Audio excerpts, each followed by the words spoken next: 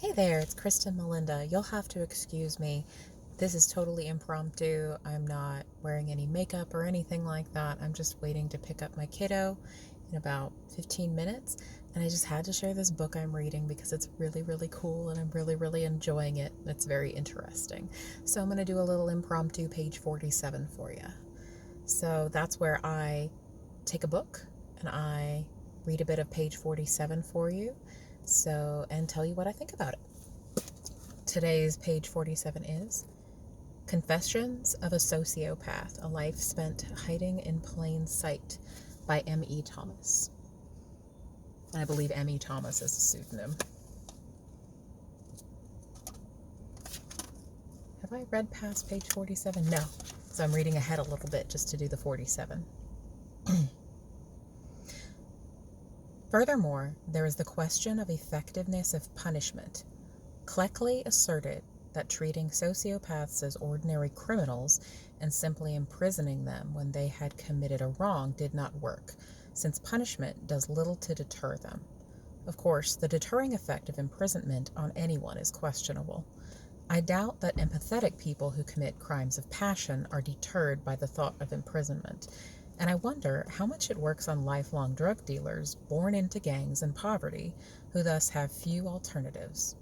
However, scientific research has been conducted to show that sociopaths are particularly non-responsive to negative consequences. And I have found this to be true in my own life. The threat of punishment at home or school only served as a challenge to figure out how to circumvent the consequences when I did what I wanted to do anyway. I didn't fear the punishment. I just saw it as an inconvenience to work around. Cleckley's intuition that sociopaths do not respond normally to negative consequences was validated by a famous study by Hare in which he administered mild electrical shocks to both psychopaths and a normal control group. A timer ticking down preceded the shock. Normal people should show signs of anxiety as the timer got closer to the shock, anticipating the slight pain.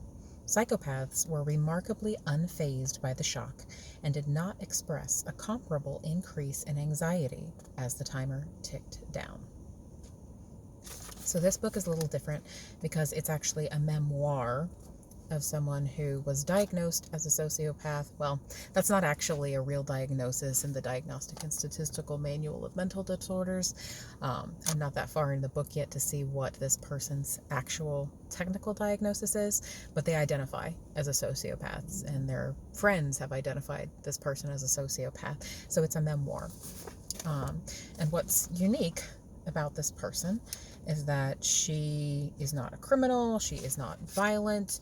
Her interpersonal relationships are probably a little bit different than most people's, but it's interesting for that reason, because I think in popular culture we hear a lot about, like, oh, everybody who's a sociopath or a psychopath must be a violent killer or a criminal or something like that, and that's not necessarily the case.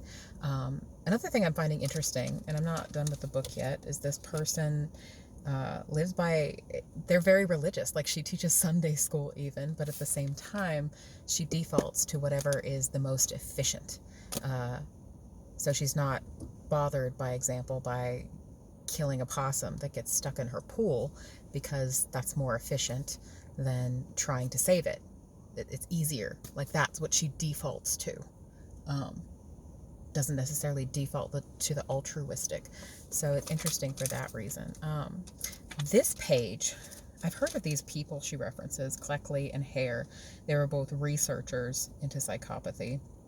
Hare came up with the psychopathy checklist, which was a different list of symptoms.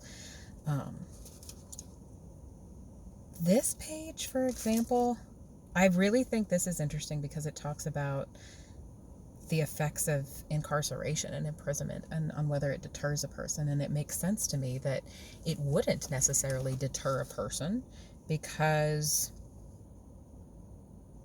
I mean, if psychopathy or sociopathy is something that's kind of born into a person or developed very early in a person, it's kind of like a natural state of being.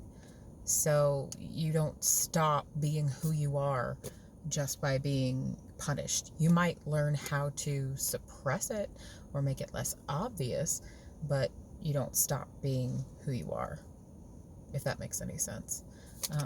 So I think this is really interesting. I'm very interested in personality disorders in general, all personality disorders. Maybe it's a little bit naive, but my opinion is that every person and every type of person has some kind of a purpose in the world. Even people that you might regard as nasty or evil or something like that. I don't think anyone's here by accident. Maybe that's a little Pollyanna-ish. So I like learning about different types of people and all the different varieties that entails. So that's my take so far.